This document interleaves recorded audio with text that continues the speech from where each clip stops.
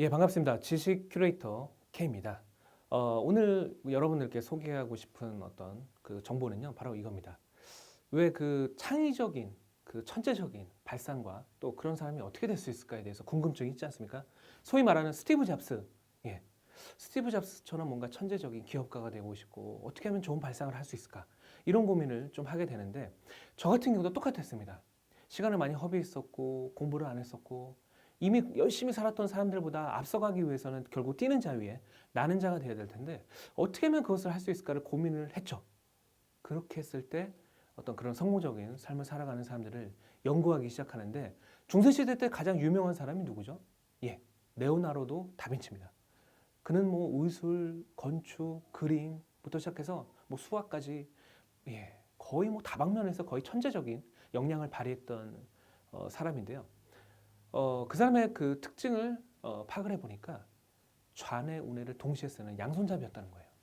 한 손으로는 그림을 그리고요. 한 손으로는 글씨를 동시에 썼어요.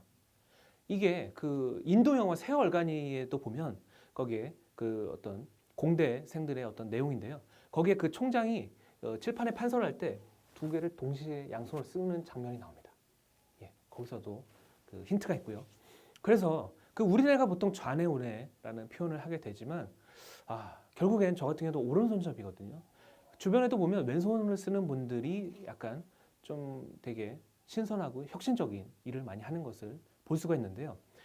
보통 오른손잡이는 좌뇌인데 되게 논리적인 거나 이런 거에 많이 치중돼 있다면 그 왼손을 쓰는 우뇌 같은 경우는 감성적이고 약간 창의적인 쪽에 좀 포커싱이 돼 있어요. 그래서 예술이나 이런 부분에서 또 두각을 나타내는 것을 볼 수가 있는데요.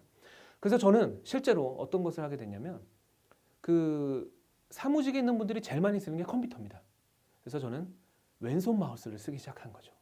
왜? 일상 속에서 제일 많이 쓰고요. 디테일함이 요구가 돼요. 그래서 지금 저는 한 8년째 왼손 마우스를 쓰고 있습니다. 그러다 보니까 지금 능숙하죠. 당연히 처음에는 어려웠고 불편했습니다. 예, 가장 쉬운 실험을 하면요. 편하게 한번 팔짱을 껴보시기 바랍니다. 그럼 이제 팔짱을 이렇게 낍니다. 그죠? 기본적으로. 편하죠? 그러면 반대로 한번 껴보세요. 편하신가요? 불편하신가요? 약간 이상할 겁니다. 이건 뭐다? 이상한 순간이 한번 적용이 되면 뇌는 한번 자극이 가해진다는 것을 생각을 해주시길 바랍니다. 그래서 오늘은 창의적인 발상 혹은 어떤 창조적인 사고를 하기 위해서 그 기본적으로 어떤 메커니즘을 가지고 해야 되는지를 좀 소개를 드리고자 하는데요. 기본적으로 말씀드린 좌뇌 우뇌, 그래서 양손을 가급적 쓰는 거에 대해서 저는 설명을 드리고 싶어요.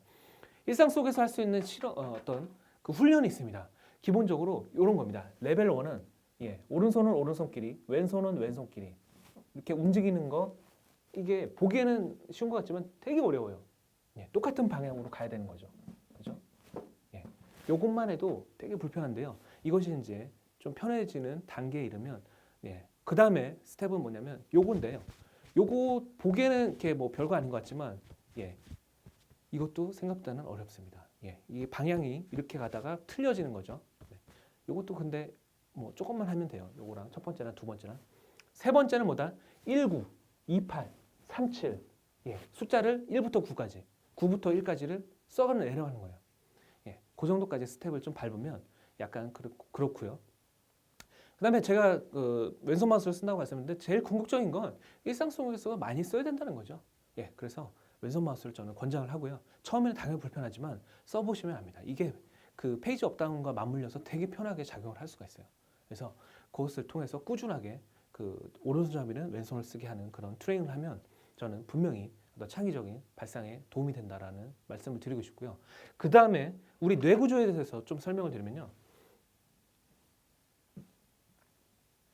우리 뇌세포의 가장 기본적인 세포를 뉴런이라고 합니다.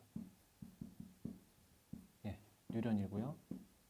근데 뉴런과 뉴런을 연결하는 걸, 이 가교 역할을 하는 걸 시냅스라고 합니다. 그러면 우리 뇌를 더 어떤 창의적인 발상을 하기 위해서 이 기본적인 구조를 알아야 되는데 보통 그 천재성을 또 얘기할 때 많이 회자되는 게 아인슈타인입니다. 그래서 아인슈타인의 뇌가 또 이렇게 막 분석이 됐던 케이스가 있는데 방금 말씀드린 이 뉴런과 뉴런을 연결하는 이 시냅스가 되게 얽히고 복잡하게 얽혀있는 대표적인 뇌가 아인슈타인의 뇌입니다. 자, 그러면 우리 같은 평범한 사람도 아인슈타인처럼 천재적인 어떤 능력을 발휘할 수 있다라는 면 좋겠다라는 어떤 그 가정으로 가면 어떻게 하면 그러면 할 수 있을까에 대해서 궁금증이 생길 수밖에 없습니다. 자, 그러면 이 메커니즘에 대해서 기본적인 이해를 해야 되는데, 자, 어떻게 하면 되느냐면요. 기본적으로 이 뉴런과 뉴런을 연결하는 시냅스를 강화하는 훈련을 해야 됩니다. 이 근육과 똑같아요. 많이 쓸수록 더 얽히고 설키고 더 어떤 그 힘이 더 강화되는 겁니다. 그러면 우리가 일상 속에서 할 때 가장 쉽게 할 수 있는 게 있는데요. 그건 뭐냐면 복기입니다. 바둑 뭐 아시겠지만 바둑을 보통 복기를 한다고 하죠. 마찬가지입니다. 이전의 기억을 다시 되돌려 보는 겁니다. 그러면 가장 좋은 이 뉴런과 뉴런을 연결하는 시냅스를 가장 강화할 수 있는 복기는 뭐다? 하루 전날 걸 복기를 하시면 돼요. 예. 어제 있었던 일을 오늘 일기를 쓰기 시작하면 이 시냅스가 엄청 강화되는 효과를 발휘할 수가 있습니다. 네. 그래서 오늘 있었던 일을 저녁에 쓰는 것보다 더 효과가 큰 건 바로 이겁니다. 어제 있었던 일을 오늘 복기를 하면 그 시냅스를 엄청 강화할 수 있는 훈련을 할 수 있다는 것을 말씀드리고 싶고요. 그래서 기본적으로 그 좌뇌 우뇌를 동시에 쓰는 양손잡이에 대한 부분을 좀 말씀을 드렸고, 두 번째는 그 시냅스를 일단 강화하는 그 요소에 대해서 말씀드렸지만, 저는 어찌됐건 제가 실생활에서 활용했던 거를 좀 말씀드리는 건데, 제가 이 뇌과학이나 이 뇌구조나 이런 것들을 좀 또 많이 연구한 결과로는 그렇게 그 시냅스를 강화하는 복기에 대해서 좀 설명을 드렸고요. 그 다음에 제가 그 전에 방송분에서 좀 설명을 드렸던 건 그 잡지를 통해서 제가 좀 인사이트를 얻는다라고 말씀을 드렸는데, 바로 이겁니다. 우리 뇌가 가장 창의적인 어떤 그 요소를 발휘하는 순간이 언제냐면요. 어떤 새로운 인사이트를 통찰을 얻었을 때 아하 하는 그런 순간이 있습니다. 바로 그때가 될 수가 있고요. 그다음에 두 번째는 어찌 멋진 풍경을 딱 봤을 때, 아주 멋진 풍경을 봤을 때 엔돌핀의 400배에 이르는 그런 호르몬이 나옵니다. 그때가 우리 뇌를 아주 그 창의력을 유발할 수 있는 건데요. 그것을 다시 공통점으로 묶어보면 바로 이겁니다. 천재성을 발휘하는 분들한테 질문을 하면 어떻게 그런 영감을 얻으세요? 아이디어를 얻으세요? 라고 했을 때 보통 90% 이상의 답으로 돌아오는 게 뭔지 아십니까? 여행입니다. 그럼 여행이 왜 도움될까라고 했을 때 그거를 구체적으로 풀어 쓴 게 바로 이런 메커니즘이 있기 때문입니다.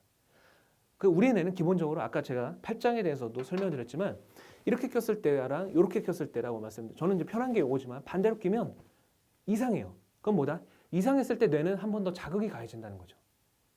그럼 뭐다? 또 우리 일상 속에서 적용할 수 있는 건 집에 가는 길이 3가지 루트가 있다면 맨날 똑같은 길로 가지 마시고 새로운 길을 가보라는 거예요. 그 다음에 우리가 길을 걸을 때 지금도 이 스튜디오 안에는 인테리어 지금 어떤 조명이라든지 그 다음에 이 질감들이 있는데요. 이것들을 봤냐 이거죠.